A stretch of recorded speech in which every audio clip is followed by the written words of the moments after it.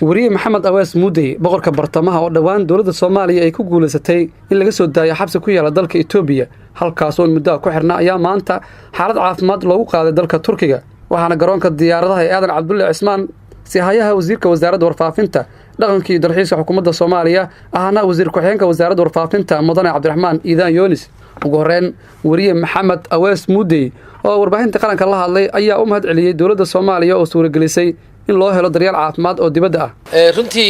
maanta anigoo nabad ku jooga dalkeenni oo ra'iisul wasaaraha iyo madaxweynuhuba ay dejiyeen meel aan ku nasto oo runtii neecaw leh oo runtii nolol leh ayaa haatan caafimaadkaygii waxa ay dawladdu i diraysaa dalka Turkiga halkaasoo la igu soo daweynayo iyadoo mahad gaar ah uu iska leeyahay wasiirkii hore wasaaradda warfaafinta ahna haatan gudoomiyaha cusub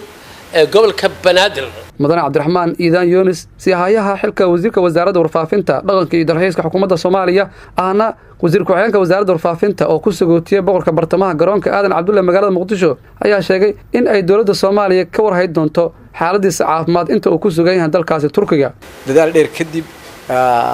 wadankiisa hooyana uu yimid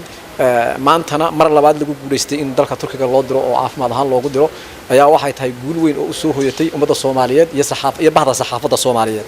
sababtoo ah waxa weeyaan wuxuu kaga duwan yahay dadkii hore ee la soo deyn jiray ninkan saxafi weyn buu ahaa oo maaragtay saxaafadda Soomaaliyeed kamid ah wasaaradda warfaafinta dhaqanka iyo dalxiiska xukuumadda Soomaaliya ayaa door weyn ka qaadatay sidii daryeel caafimaad oo dibadda loogu heli lahaa wariye maxamed awees muudey Cabduqaadir Cali Axmed warbaahinta qaranka Muqdisho.